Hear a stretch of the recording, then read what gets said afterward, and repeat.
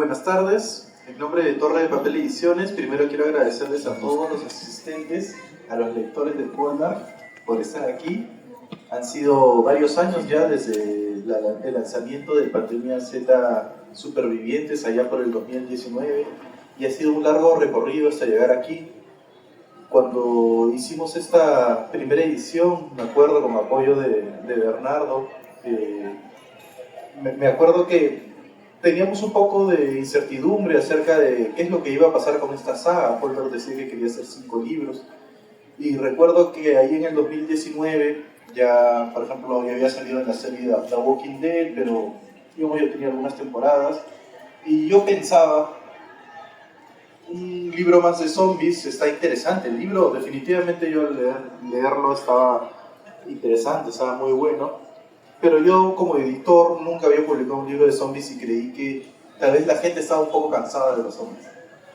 Sin embargo, no pude estar más lejos de la realidad. A la gente le encantan los zombies, a la gente le encanta sentir que viene gente a comérsela, a la gente le encanta sentir la adrenalina, el peligro y a los límites a los que se puede llegar la humanidad ante una pandemia de estas características. Y por eso siempre van a seguir saliendo libros de zombies y películas de zombies y lo vamos a seguir consumiendo, pero una cosa es consumirlo, y eso es justamente el punto al que quería llegar. Una cosa es consumir ese producto y otra cosa es continuarlo, porque sí, definitivamente ves el libro Pandemia Z Supervivientes, el amarillo, y dices, wow, qué interesante, lo compro, pero desde el punto de comprar el libro es solo el primer paso para que esa persona se vuelva un lector del autor, de Poldark en este caso. Tiene que gustarle el libro. Y la verdad que yo como editor considero que he tenido la suerte de que Poldark llegue a Torre de Papel, porque esta saga ha tenido un éxito sin precedentes para las editoriales independientes en el Perú. La otra vez yo le comentaba a Poldark que de los autores que no son mediáticos, es decir, los que no salen en la tele, en la radio, que son influencers, ¿no? Que lógicamente ya a partir de otro trabajo han tenido, digamos, tienen cierto reconocimiento y cuando hacen sus presentaciones cosechan muchos lectores y por eso es que va mucha gente a y venden bastantes libros, ¿no? Pero de los autores que no son mediáticos, sino que son autores, yo creo que Poldark debe ser, definitivamente por lo menos está en el top 5 de los más vendidos del Perú. Y la cantidad de ediciones que ha cosechado con sus libros lo demuestra. El Pandemia Z Supervivientes se ha vuelto a acabar la anterior edición, hemos vuelto a imprimir ya una nueva edición, una cuarta. Cuarentena tiene ya una tercera edición que acaba de salir de imprenta, esta vez ilustrada, y Asedio ve la luz en esta feria del libro y con gran éxito, porque a lo que les decía al principio, una cosa es empezar a comprar el libro y otra cosa es ya continuar la saga. Si vemos acá gente en la presentación, el libro ha tenido casi 50 libros vendidos en preventa, ¿no? Después a la feria ha venido un montón de gente a comprar directamente, es porque les ha gustado esta saga, ¿no? Entonces yo por eso estoy muy contento de que Poldark esté en la editorial, es el autor más vendido de Torre de Papel. Y ahora quiero hablarles un poco de la historia, de la manera general. Obviamente yo sé que muchos acá están esperando saber qué es lo que pasa en este libro, no vamos a ahondar en detalles, pero sí quiero contarles algunos puntos importantes y que creo yo que se diferencian respecto a sus dos primeros libros. Creo yo que Supervivientes y Cuarentena son libros de la explosión, si podemos llamarlo explosión, de la pandemia, ¿no? Acaba de suceder la pandemia, acaban de levantarse los muertos, la ciudad está en ruinas, ¿qué está pasando con el gobierno? ¿Qué es lo que van a hacer? ¿Nos van a venir a rescatar o no? ¿Por qué ha sucedido eso? ¿No? El Cuarentena y el Supervivientes son libros en los que acaba de suceder la epidemia zombie y hay una incertidumbre. Sin embargo, en Asedio, creo que ya pasamos al siguiente nivel de lo que sería un apocalipsis, que es, bueno, aceptamos que este es el nuevo mundo, ¿no? Porque en el primero los personajes, en los dos primeros, que ocurren casi en paralelo, los personajes están en un plan de tal vez tener cierta esperanza de que van a venir a rescatarlos, de querer saber qué es lo que está haciendo el gobierno, pero en Asedio esta esperanza ya no existe.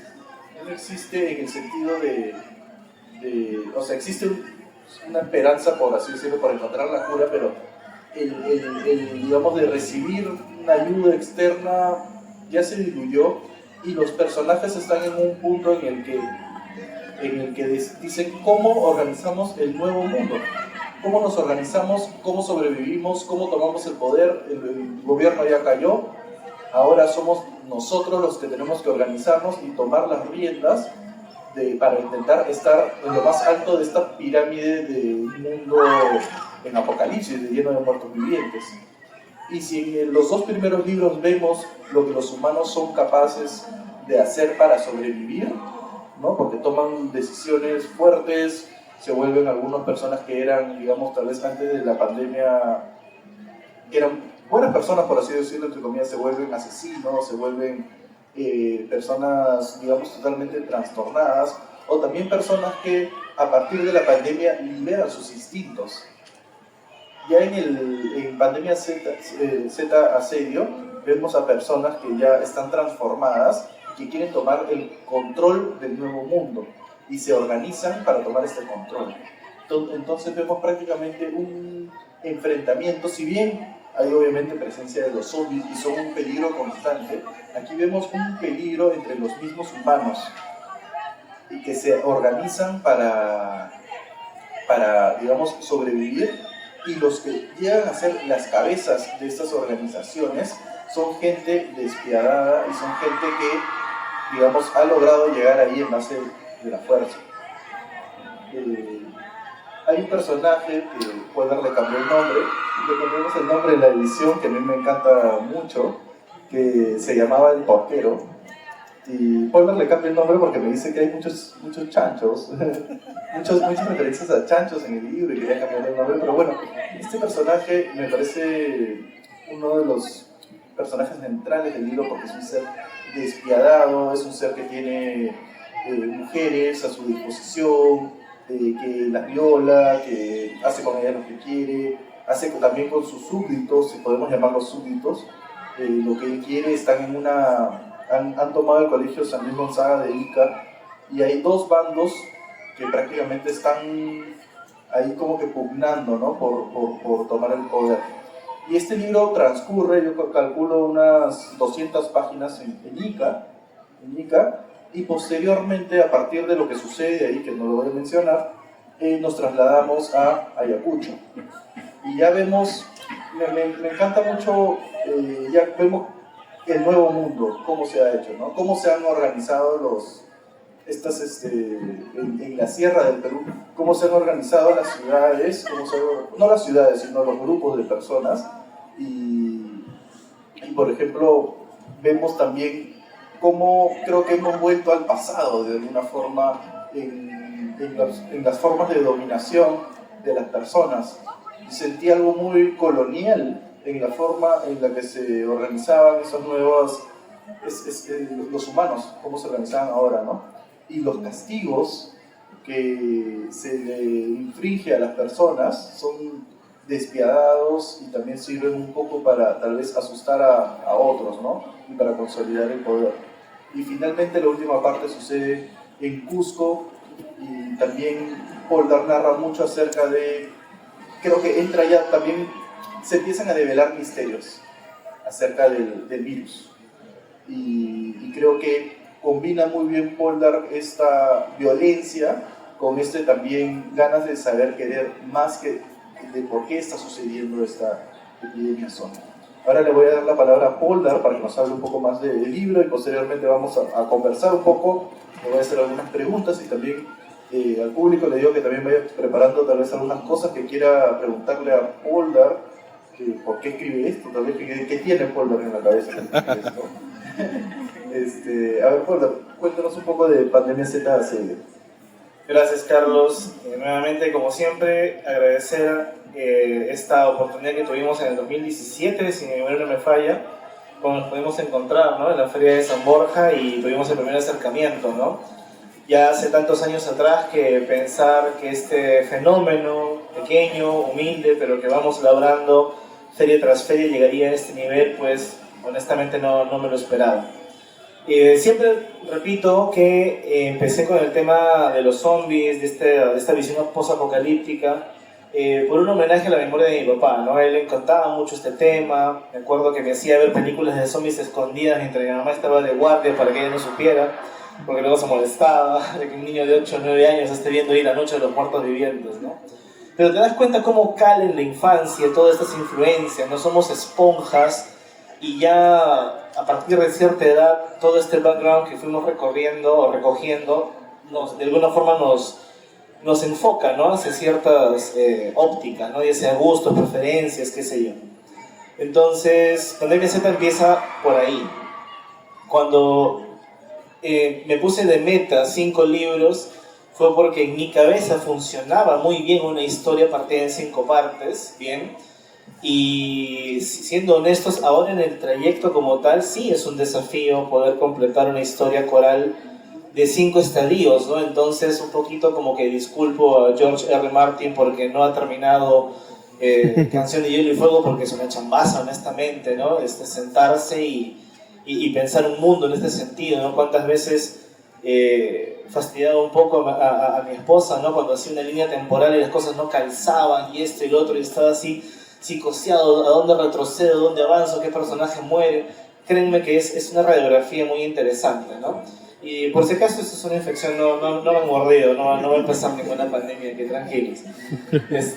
Y en todo caso, ¿no?, esa me pareció brillante, las soluciones que uno encuentra, por ejemplo, en la literatura, en la cinematografía, de cómo se resuelven justamente historias corales, ¿no? Entonces, en el caso de Asedio, y quisiera hablar ahorita de la construcción del libro, estaba la pregunta de cómo logro interconectar estas distintas ciudades, ¿no?, tanto Lurín, Ica, Ayacucho, Cusco, cómo logro interconectar todo este camino con la protagonista, que es Pamela, que para quienes han leído Supervivientes, ella es una de las que queda abandonada en el Real Felipe. O sea, digamos que Asedio empieza ni bien termina Supervivientes, ¿no? Una cosa así. Como siempre repito, los libros se pueden leer de manera individual, ¿no? No tenemos que estar esperando las siguientes partes, pero al menos en este sentido, el 3 sí tiene mucha relación con el 1, ¿no? Es que tal vez habría necesidad de leer el primer libro para ciertos elementos. Entonces, la respuesta viene de una película llamada Crash. No sé si la han visto, escuchado, ¿no? Es una película interesante, dividida en varias partes. Son muchos personajes, pero hay una temática transversal. Y ahí es donde radica quizás la forma en cómo se resuelve asedio, la temática transversal. La palabra asedio, más que una base siendo asediada, que también tiene que ver con eso, porque las diversas bases que se muestran en el libro en algún momento van a recibir un ataque externo, tiene que ver más con la psicología interna de la protagonista, de sentirse asediada constantemente por su naturaleza. Ella no solo va a ser una persona resistente a este prión, para que puedan investigarlo, es una antiproteína que existe en la actualidad, existe en nuestro planeta, está en Papúa Nueva Guinea, es un prión especial que solo puede entrar en el cuerpo humano si comes el cerebro de tu familiar. Bien, hay canibalismo en esta isla, la gente ingiere a sus muertos, y cuando comen los sesos entra esta antiproteína. ¿Qué hace esta antiproteína? Pues genera sonambulismo, estados de psicosis, hace que el cerebro se agujeree como un queso, o sea, y tu comportamiento es rabioso, incluso muerdes a las personas. Vamos, eres un zombie, ya está, ¿bien? Entonces, tomando esta idea, simplemente la cuestión de estirar un poquito el concepto, no entra la ciencia ficción, bien, y aquí entra nuevamente la parte del cine y las series de TV, una serie que les aconsejo ver antes de morir, que es Utopía. Es una serie de la BBC, si mi memoria no me falla. Fue truncada en la segunda temporada, pero había algo muy interesante. decía que esta organización, tras bambalinas y demás, quería que los humanos dejásemos de reproducirnos. ¿Y cómo haría eso? A través de consumir ciertos productos, ¿bien? Tus galletas Oreo, no lo sé, Coca-Cola, qué sé yo, lo que la gente más come. Y dentro de esos alimentos iban a meter una proteína que al ingerirla por demasiado tiempo te iba a volver estéril. Y de esa forma iban a controlar la población humana. Brillante. No es un virus que tiene vacuna, no es una bacteria que con antibióticos, o sea, no es un hongo, o sea, es una proteína. Y todos los días consumimos proteínas.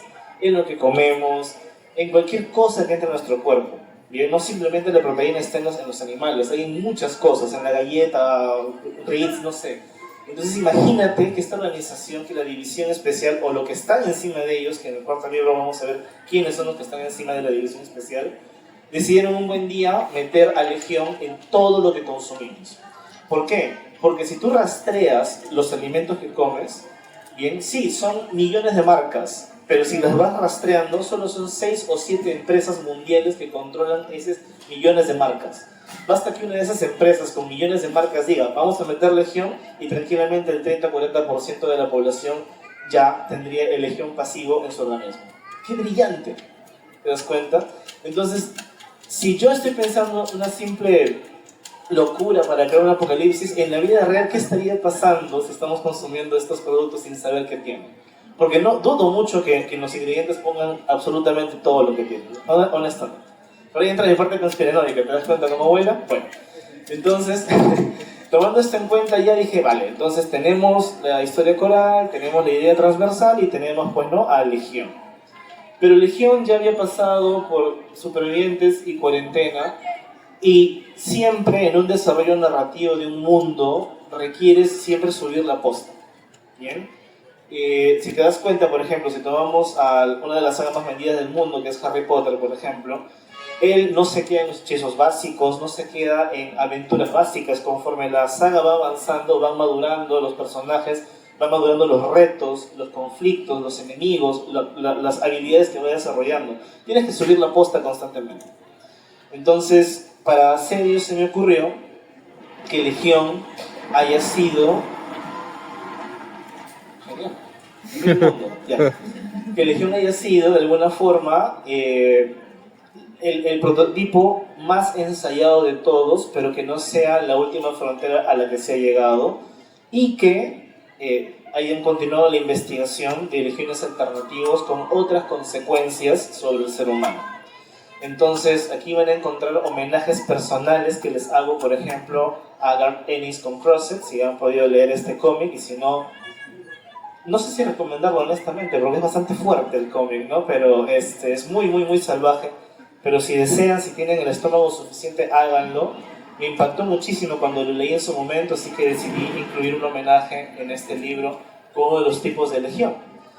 Entonces, ya subiendo la valla, decía, bueno, pues ya está. Entonces ahora tenemos que llevar a Pamela por todos estos puntos y de alguna manera tiene que sobrevivir.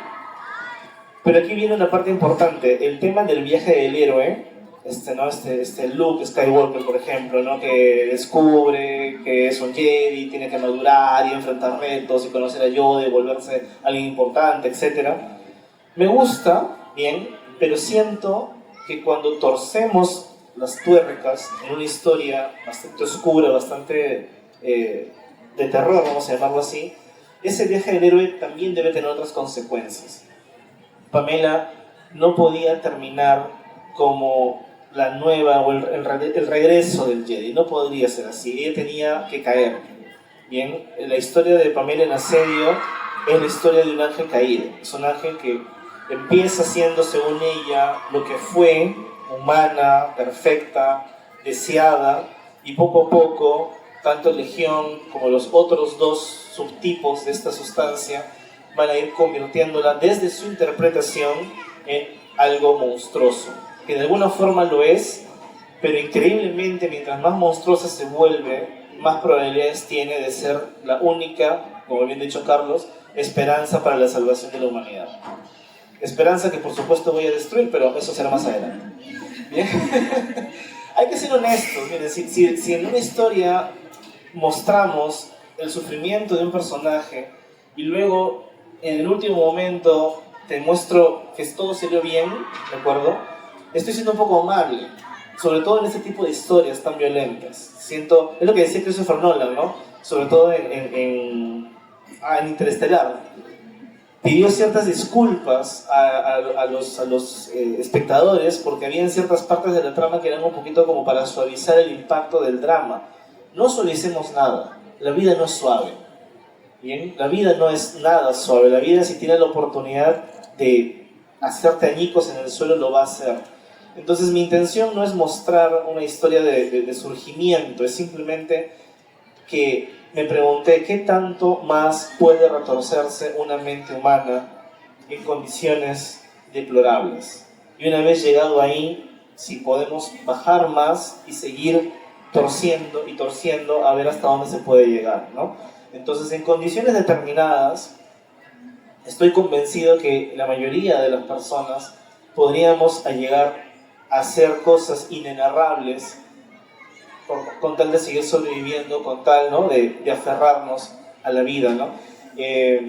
Actualmente, ¿no?, estoy viviendo en la selva y, por ejemplo, me contaban estas narraciones, me decían, si tú, por ejemplo, cuando una balsa se vuelca y la gente está ahí flotando como puede y el río es caudaloso y te arrastra, tú en ese momento, por la necesidad de sobrevivir, por ese miedo a la muerte, eres capaz de tomar el costado, que puede ser tu amigo, un desconocido o un familiar, y hundirlo con tal de que tú seguir respirando una bocanada más.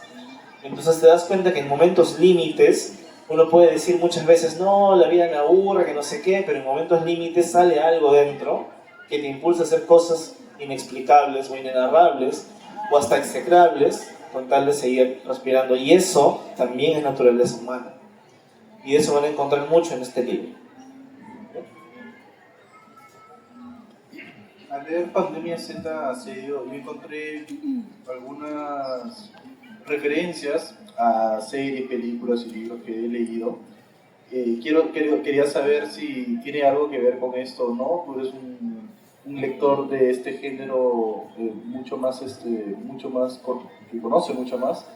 En la organización de las ciudades me hizo recordar un poco, justamente, por ejemplo, en The Last of Us 2, no la primera parte, sino la segunda.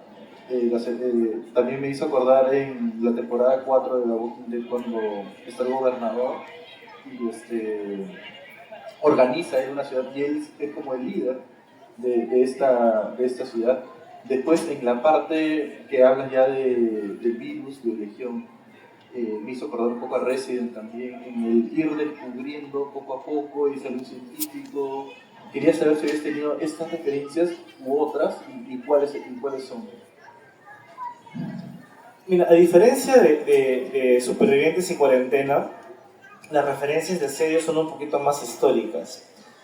Y me gusta mucho porque estuve investigando bastante sobre la Segunda Guerra Mundial, que no es el primer periodo en el que ocurre esto, pero los guetos en el cual, digamos, la cúpula hegemónica encierra, ¿no?, a aquellos enemigos sociales, ¿no?, por así decirlo, ya sea por temas raciales, temas de creencia o lo que sea, se da desde siempre en realidad, ¿no? Pero si te das cuenta, en la Segunda Guerra Mundial habían estos guetos donde, ¿no?, el partido, que lo vamos a nombrar, encerraba justamente a judíos, por ejemplo, ¿no? Y eso es algo que se ha dado repetidamente, incluso también durante cierta etapa colonial peruana también hubieron estos temas. Entonces el hecho de aislar, ¿no?, y date cuenta de dónde lo aíslan. Eso pasa en Ayacucho, haciendo un poquito de spoiler, ¿no? En Ayacucho hay una organización, para no entrar en detalles, que aíslan en un gueto, en una especie de facultad, de edificio, a todos los azules, a todos los resistentes. Pero esos resistentes, que son resistentes a la primera legión, son más listos, son más rápidos, necesitan menos alimento, ¿no? Es como una etapa evolutiva superior. Y nosotros los humanos comunes nos estamos encerrando a gente superior, ¿no? En lugar tal vez de aprender o comunicarnos con ellos o comulgar con ellos, el miedo a algo superior hace que los encerremos, ¿no? Entonces no son una amenaza, pero los necesitamos como amenaza para reafirmar la autoridad de este gobierno. ¿Te das cuenta? Entonces todo gobierno autoritario requiere de un enemigo social en el cual la gente diga, ah, sí, pues ellos son los malos, entonces todos los que estamos de este lado somos los buenos.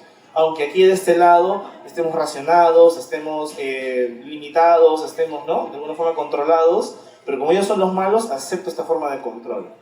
Algo que se da mucho en mis entregas, en lo que es pandemia, es que hablo mucho de las formas de control de las cuales a veces no somos conscientes.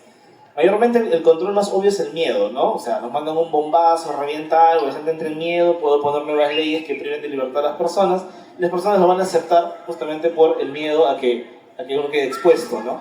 Pero hay otras formas de control social muy interesantes, y no lo digo como psicólogo, hay que simplemente darse cuenta alrededor.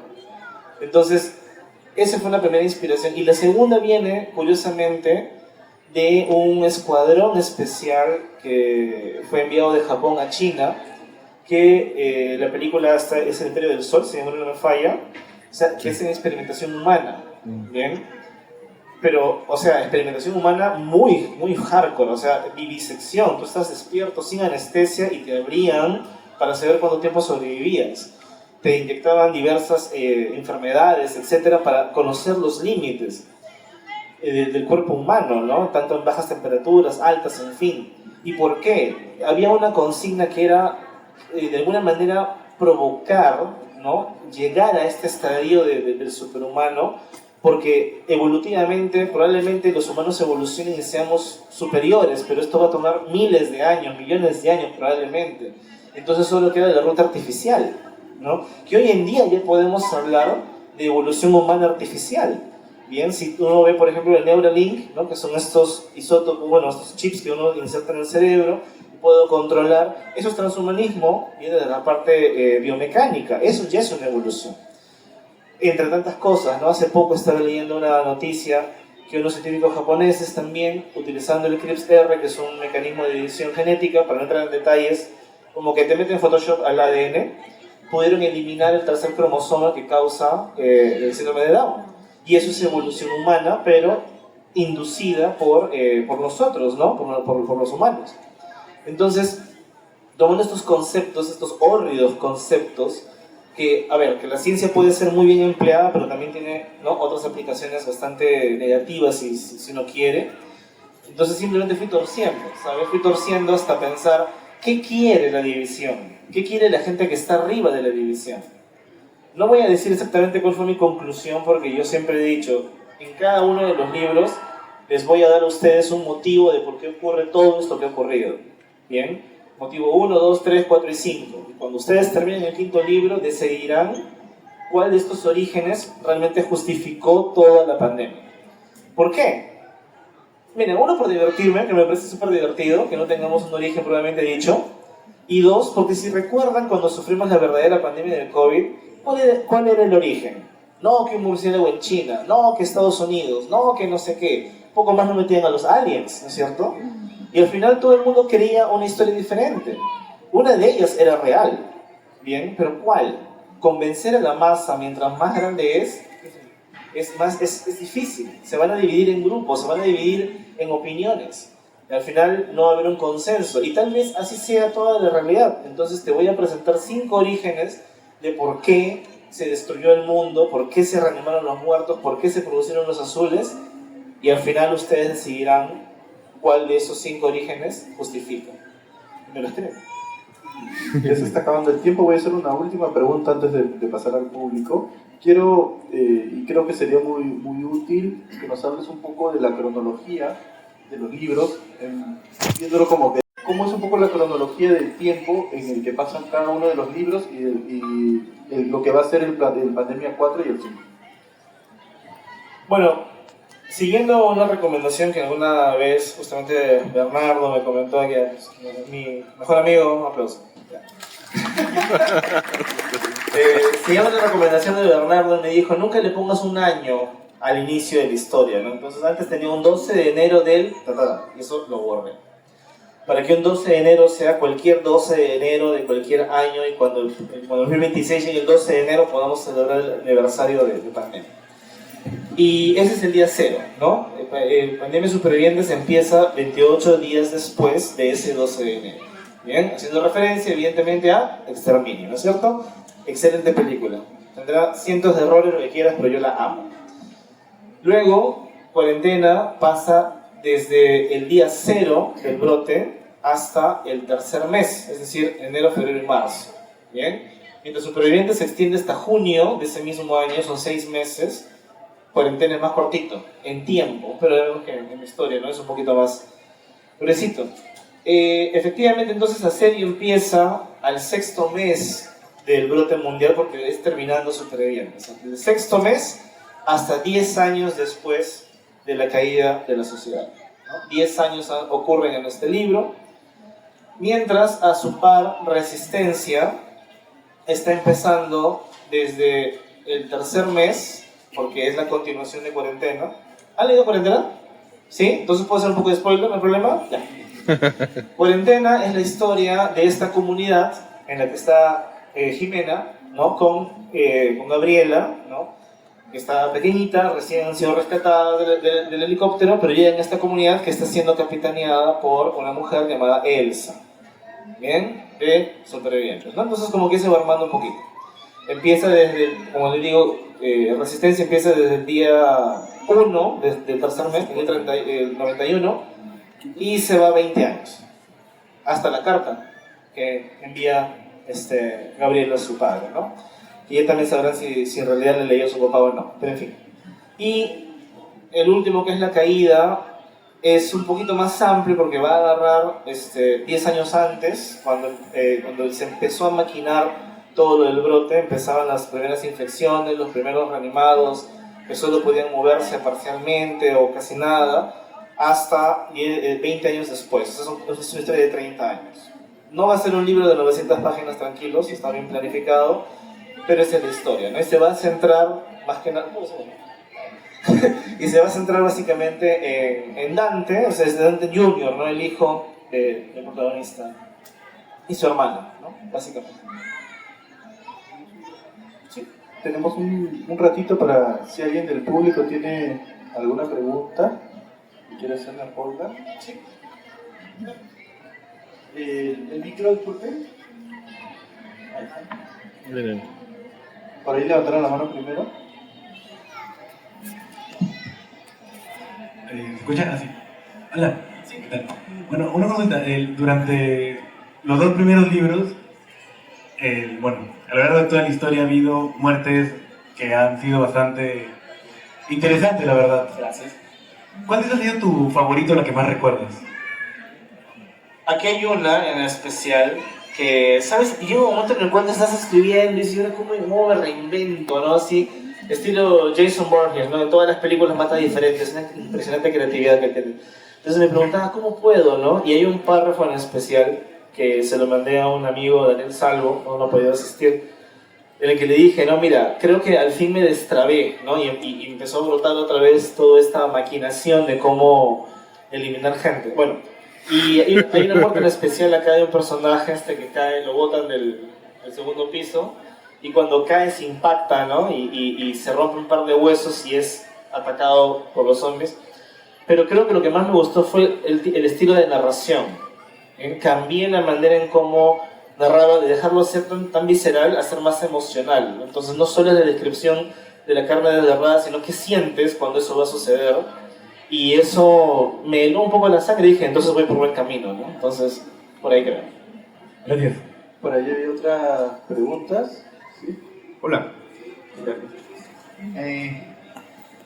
Primero, quería felicitarte, supongo, por tu narrativa tan visceral como tú mencionas. Justamente, ahora que estabas hablando sobre años y cronologías, hace un año exactamente compré el primer libro, ¿no? Normalmente cuando vengo a la FIL compro algún libro porque realmente no tengo tanto el hábito de leer constantemente, pero justamente el libro me impresionó bastante. Fue bastante genial y te escribí también por Instagram. Sí, hace un año. Bueno, la pregunta era si es que también, claro, tú mencionas a The Last of Us como un capítulo, ¿no?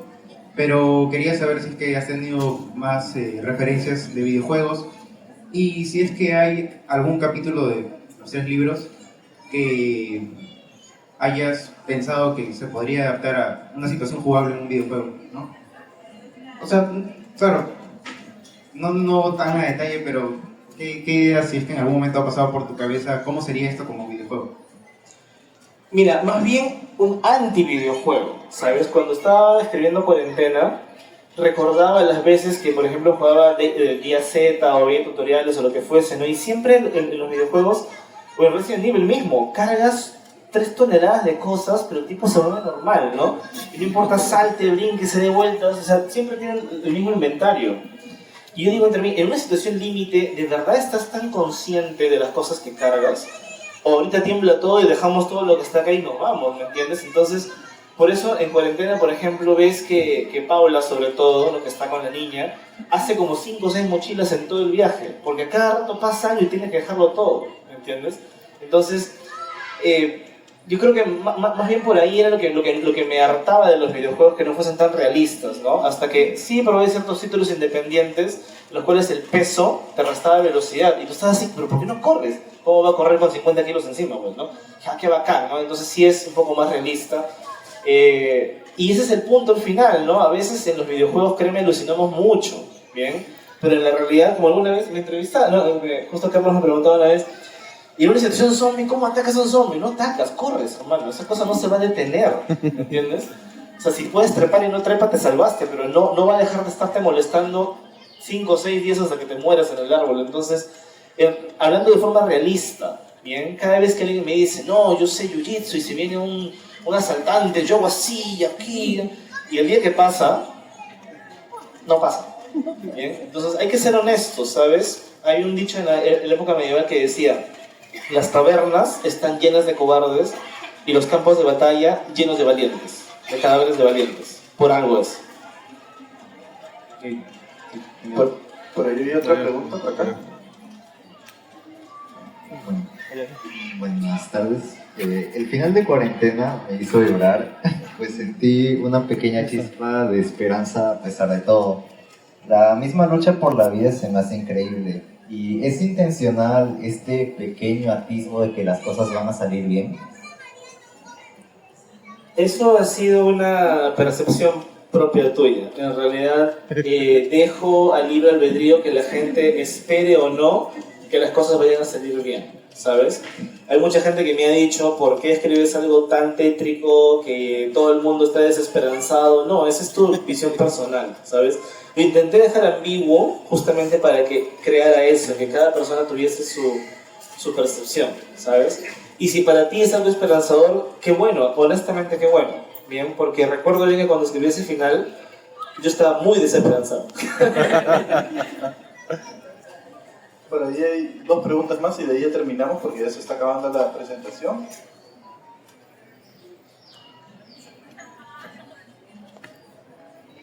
Muy buenas tardes, señor Puerto Amigo. Un gusto conocerlo y muchas gracias también por los libros. Me han encantado demasiado. Ha sido una serie una novela que he estado siguiendo desde la primera vez que vine a la FIL.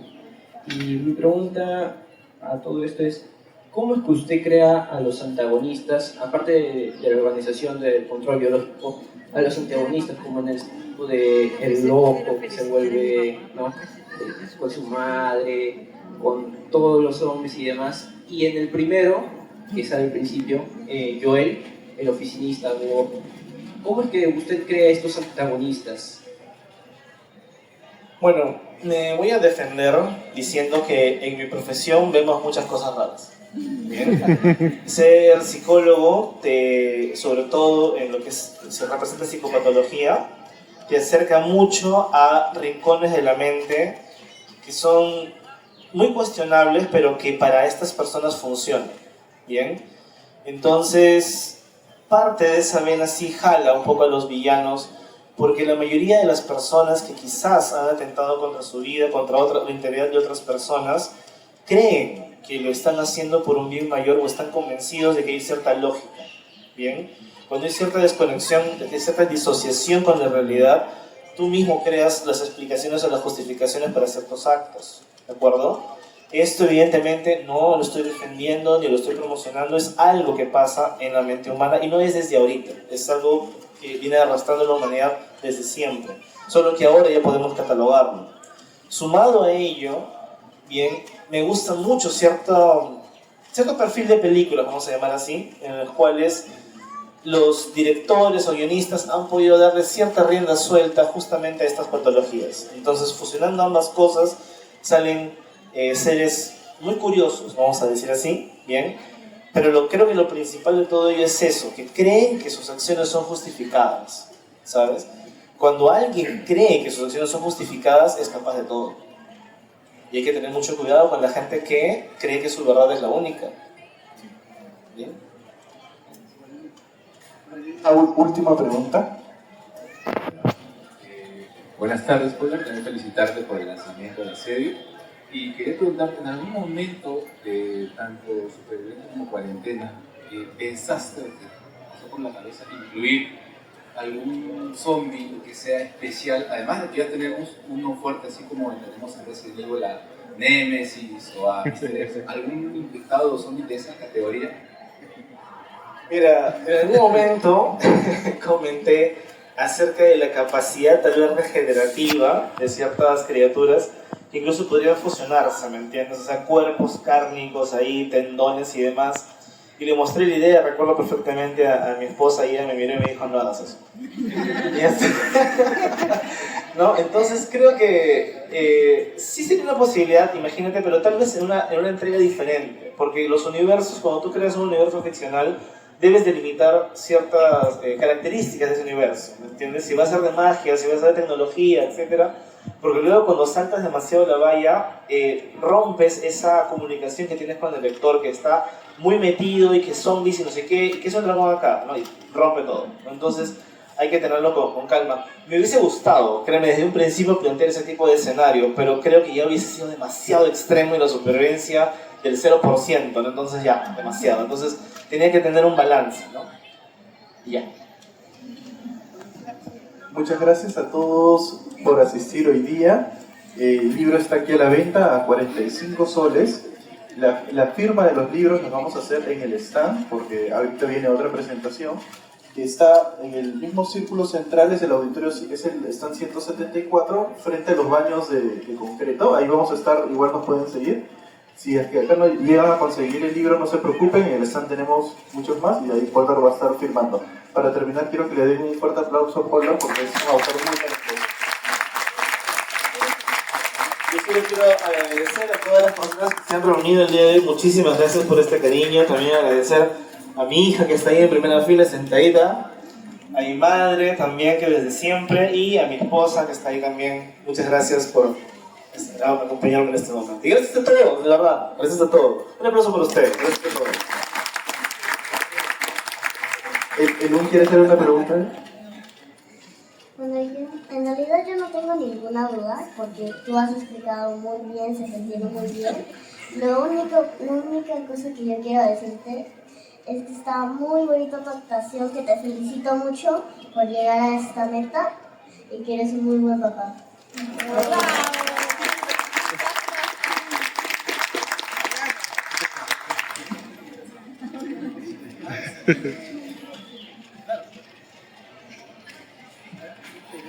Oh.